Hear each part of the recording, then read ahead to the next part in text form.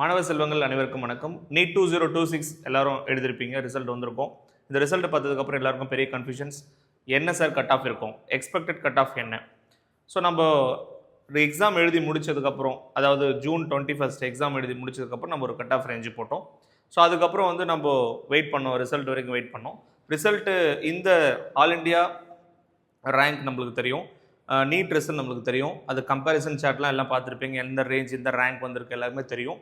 இந்த cut off ரேஞ்சில் so நம்ம ஃபஸ்ட்டு பார்க்க போகிறது 92.5 Tamil Nadu. So all India cut ஆஃப்க்கும் தமிழ்நாடுக்கும் வேரி ஆகும். இந்த வருஷம் நம்மளுக்கு தெரியும் நிறைய சேஞ்சஸ் நடந்திருக்கு. சார் பாஸ் மார்க் இன்க்ரீஸ் ஆகிருக்கு. சார் பாஸ் மார்க் இன்க்ரீஸ் ஆகிறது என்னன்னு கேட்டிங்கன்னா, உங்களுக்கு ஓவரால் வந்து பயாலஜி ஈஸியானதுனால நிறைய மாணவர்கள் வந்து ஒரு 200+, 300+ எடுத்துட்டாங்க. அதனால் நம்மளுக்கு இன்க்ரீஸ் ஆகிருக்கு. ஆனால் ஃபிசிக்ஸ் கெமிஸ்ட்ரி டஃப் ஆனதுனால மார்க் வந்து பார்த்திங்க அப்படின்னா உங்களுக்கு குறைஞ்சிருக்கு நிறைய மாணவர்களது. அதே மாதிரி வந்து பார்த்திங்க அப்படின்னா 2026 ரீநீட் முன்னாடி மே 3 எழுதுனதை விட இந்த எக்ஸாமுடைய மார்க் வந்து நிறைய பேருக்கு குறைஞ்சி தான் இருக்குது. ஸோ அது எல்லாருக்கும் தெரியும். ஸோ அதை பேஸ் பண்ணி நம்மளுடைய எக்ஸ்பெக்டட் கட் ஆஃப் வந்து ஃபார் ஓப்பன் கேட்டகரி 535. இது வந்து ஒரு சேஃப் ஸ்கோராக நீங்கள் வச்சுக்கிட்டா உங்களுக்கு கண்டிப்பாக கிடைக்க வாய்ப்பு இருக்குது. And BC 525, BCM 520, MBC 515, SC 445, SCA 435, ST 420. இது வந்து நீங்கள் 92.5 கட் ஆஃப்கான ரேஞ்ச் நீங்கள் வச்சுக்கலாம்.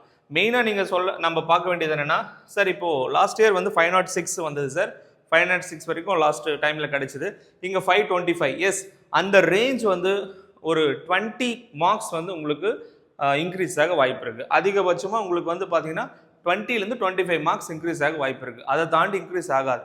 ஏன்னா ஆல் இண்டியா ரேஞ்சே பார்த்தீங்கன்னா உங்களுக்கு 40 மார்க்ஸாக லாஸ்ட் இயரோட இன்க்ரீஸ் ஆக வாய்ப்பு இருக்குது. அப்படின்னும் போது நம்ம தமிழ்நாடு பொறுத்த வரைக்கும் கண்டிப்பாக உங்களுக்கு இந்த ரேஞ்ச் தான் வர கண்டிப்பாக வாய்ப்பு இருக்குது. ஸோ நீங்கள் தாராளமாக இந்த ரேஞ்ச் இருக்கிறீங்கன்னா நீங்கள் வெயிட் பண்ணலாம். ஸோ நிறைய ஸ்டூடெண்ட்ஸ் வந்து கமெண்ட் செக்ஷன்லையும் சரி, நிறைய பேர் வந்து வாட்ஸ்அப் ப்ளஸ் ஃபோன் காலில் கேட்குறீங்க. ஸோ இந்த ரேஞ்ச் வரைக்கும் நீங்கள் கண்டிப்பாக வெயிட் பண்ணுங்கள். இதை விட இன்னும் பர்ஃபெக்டாக நம்மளுக்கு தமிழ்நாடு ரேங்க் லிஸ்ட் வந்துருச்சுன்னா 100% சொல்லிடலாம் என்ன வருது அப்படின்றது. ஸோ நீங்கள் இதை தெளிவாக வச்சுக்கோங்க. நெக்ஸ்ட் வந்து நம்ம எதிர்பார்க்கக்கூடிய 7.5 reservation. So government school student 7.5 reservation for open category 460. Sir அதிகமாக இருக்குது கண்டிப்பாக. ஏன்னா நான் தான் சொன்னீங்களே, போன வருஷத்தை விட இந்த வருஷம் உங்களுக்கு பயாலஜி ஈஸியானதுனால நிறைய மாணவர்கள் 300+, 7.5 ரிசர்வேஷனில் அரசு பள்ளி மாணவர்கள் ஈஸியாக 300 ஸ்கோர் பண்ணியிருக்க முடியும். அதுக்கப்புறம் கெமிஸ்ட்ரியில் ஓரளவுக்கு ஒரு 80+ எடுத்திருந்தாலும், ஃபிசிக்ஸில் அவங்க ஒரு 50+ எடுத்தாலும் 400+ நிறைய மாணவர்கள் எடுத்துட்டாங்க. அப்படி எடுக்கலாம் ஒரு 380, 390 நிறைய பேர் எடுத்துட்டாங்க.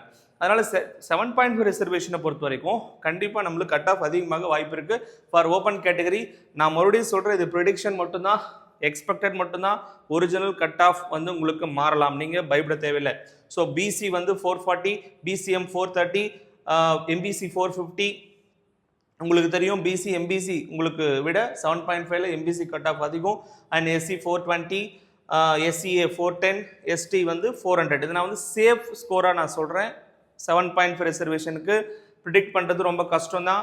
என்ன ரீசன்னா, நிறைய மாணவர்கள் அந்த ஒரு 450 அந்த ரேஞ்சில் நிறைய பேர் இருக்கிறாங்க. 7.5 ரிசர்வேஷன் 450 to 500 நிறைய மாணவர்கள் இருக்காங்க. ஸோ இந்த முறை அந்த ஒரு மார்க்கில் இந்த ரேங்க் லிஸ்ட் வரும்போது நமக்கு தெரியும், ஏன்னா ஒரு மார்க்கில் நிறைய மாணவர்கள் இருக்காங்க. அதனால் கட் ஆஃப் வந்து நம்ம ப்ரிடிக்ட் பண்ணும்போது போன வருஷம் பேஸ் பண்ணி நம்ம ப்ரிடிக்ட் பண்ணியிருக்கோம். அதை தாண்டி உங்களுக்கு தெரியும் என்டிஏனுடைய அந்த கம்பேரிசன் உங்களுக்கு பிடிஎஃப்ல பார்த்துருப்பீங்க, எவ்வளோ ரேஞ்ச் வரைக்கும் எவ்வளோ மார்க் எடுத்திருக்காங்க அப்படின்னு பார்க்கும்போது போன வருஷம் இந்த வருஷம் கம்பேர் பண்ணும்போது இப்போ போன வருஷம் ஒரு 500 மார்க் ஒரு அப்ராக்சிமேட்டாக சொல்கிற பாருங்க. 500 மார்க் எடுத்தவங்களுக்கு ஜென்ரலில் 92.5 சீட்டு கிடச்சி, இந்த மாதிரி ஒரு 535 ஒரு அப்ராக்சிமேட்டாக ஆல் இண்டியாலே அப்படி இருக்கும்போது நமக்கு பொறுத்த வரைக்கும் கண்டிப்பாக நம்மளுக்கு லாஸ்ட் இயரோ காட்டிலும் ஒரு 20 மதிப்பெண்கள் கூடுதலாக வர வாய்ப்பு இருக்க தவிர அதிகமாக வராது. ஸோ நீங்கள் அதை தெளிவாக தெரிஞ்சுக்கோங்க. ஸோ அதனால் 92.5 ரிசர்வேஷன் அண்டு 7.5 ரிசர்வேஷன் இதுதான் நம்மளுடைய எக்ஸ்பெக்டட் கட் ஆஃப். கண்டிப்பாக இந்த கட் ஆஃப் வேரி ஆகலாம். இது வந்து எக்ஸ்பெக்டட் மட்டும்தான். யாரும் இதை பார்த்து பயப்பட தேவையில்லை, பேனிக் ஆக தேவையில்லை. ஸோ நீங்கள் அடுத்து நம்ம எக்ஸ்பெக்ட் பண்ணக்கூடிய டைம் வந்து நம்மளுடைய தமிழ்நாடு ரேங்க் லிஸ்ட். ஏன்னா நாளைக்கு 23rd வரைக்கும் சொல்லியிருக்காங்க. ஸோ லாஸ்ட் டேட் அப்ளிகேஷன் போட. ஸோ அதுக்கப்புறம் Tamil Nadu all India counselling date வரும், தமிழ்நாடு ரேங்க் லிஸ்ட் வெளியிடுவாங்க, அடுத்த கவுன்சிலிங் ப்ராசஸ் இருக்குது. அது வரைக்கும் நம்ம வெயிட் பண்ணி பார்க்கலாம். தமிழ்நாடு ரிசர்வேஷன், தமிழ்நாடு ஸ்டூடெண்ட் வந்து ரேங்க் லிஸ்ட் வர வரைக்கும் நம்ம வெயிட் பண்ணி பார்ப்போம். அது வந்துட்டு எக்ஸாக்டாக சொல்லிடலாம், நீங்கள் பயப்படவே தேவையில்லை. ஸோ அது வரைக்கும் ஒரு ப்ரிடிக்ஷன் லெவல் நீங்கள் இதை வச்சுக்கலாம். ஓகேங்களா? ஸோ சார் அப்போ இந்த ப்ரைவேட் காலேஜஸ் என்ன சார், டீம்டு யூனிவர்சிட்டிஸ்லாம் உங்களுக்கு ப்ரைவேட் காலேஜஸ் வந்து இதோட ஒரு 25லேருந்து 30 மதிப்பெண்கள் குறைவாக எடுத்தீங்கன்னா கண்டிப்பாக உங்களுக்கு அந்த காலேஜஸ் கிடைக்கும். ஸோ அப்ராக்சிமேட்டாக நீங்கள் வச்சுக்கலாம். ஒரு 30 மார்க்ஸ் லெஸ்ஸாக இருக்கிறத விட நீங்கள் எஸ்எஃப்க்கு வெயிட் பண்ணலாம். மேனேஜ்மெண்ட் கூட அதோட ஒரு 20 to 30 மார்க்ஸ் வெயிட் பண்ணலாம். ஸோ எக்ஸாக்டாக நம்ம ரேங்க் லிஸ்ட் வந்ததுக்கப்புறம் உங்களுக்கு கேட்டகரி வைஸே பர்ஃபெக்டாக சொல்லிடலாம். அது வரைக்கும் இது ஒரு நீங்கள் எக்ஸ்பெக்டட் கட் ஆஃபாக இதை நீங்கள் கன்சிடர் பண்ணுங்கள். ஓகேங்களா?